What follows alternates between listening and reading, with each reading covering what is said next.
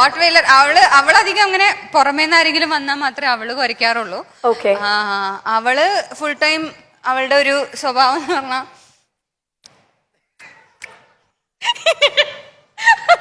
അവളങ്ങനെയാണ്.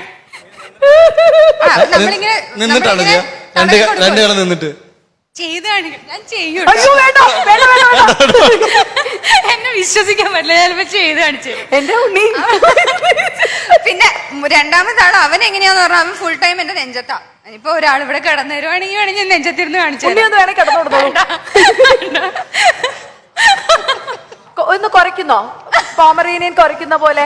അവള് road wheeler. എന്റെ കൊര ഞാൻ കുറയ്ക്കാം. എന്റെ കൊരയല്ല, ഞാൻ ചില സമയത്ത് ചില അപശബ്ദങ്ങളൊക്കെ ഉണ്ടാക്കും. ഇത് കേട്ടിട്ട് ഉണ്ണി ഞെട്ടിയിട്ടുണ്ട്. എനിക്ക് ചില സമയത്ത് ഒരു രാത്രി ഇപ്പൊ ഞാൻ കൂടെ കിടക്കുന്ന ഡോഗ്സിന്റെ കൂടെയാണല്ലോ കിടക്കുന്നത്. അപ്പം രാത്രിയായി റൂമിൽ പോയി കഴിഞ്ഞാൽ ഞങ്ങൾ തമ്മിൽ ചെറിയ കടിയും പിടിയൊക്കെ ഉണ്ടാവും. ഞാൻ അവളെ കടിക്കും, ഞാൻ അവളെ കടിക്കുമ്പോ അവളെ എന്നെ കടിക്കുമ്പോ ഇങ്ങനെയുള്ള ചില ചെറിയ കലാപരിപാടികളുണ്ട്.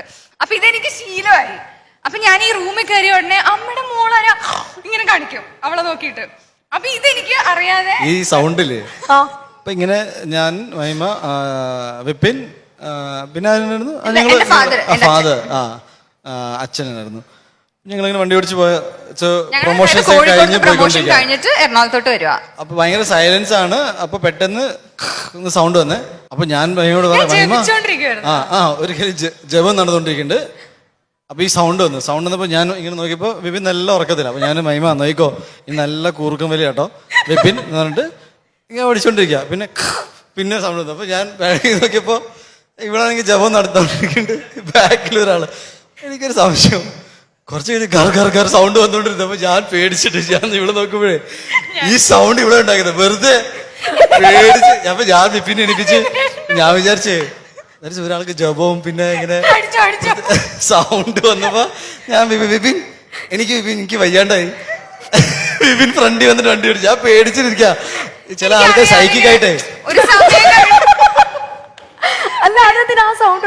എനിക്ക് അറിഞ്ഞൂടെ. കുറെ എല്ലാരും ഉറക്കം. ഉണ്ണി ഡ്രൈവ് ചെയ്തോണ്ടിരിക്കുകയാണ്, എല്ലാരും നന്നായി ഉറങ്ങും, ഞാൻ ജപിച്ചോണ്ടിരിക്കുക. അപ്പൊ ഇങ്ങനെ കുറെ നേരം ഒന്നും ചെയ്യാതിരിക്കണ്ടേ.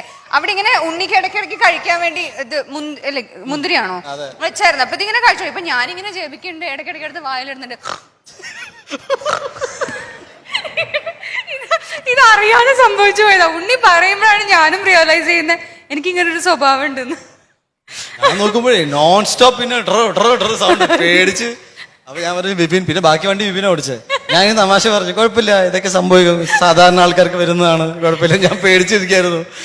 വല്ല സൈക്കിക് പല അവസ്ഥകളും ഞാൻ കണ്ടിട്ടുണ്ട് കേട്ടോ. പല അവസ്ഥ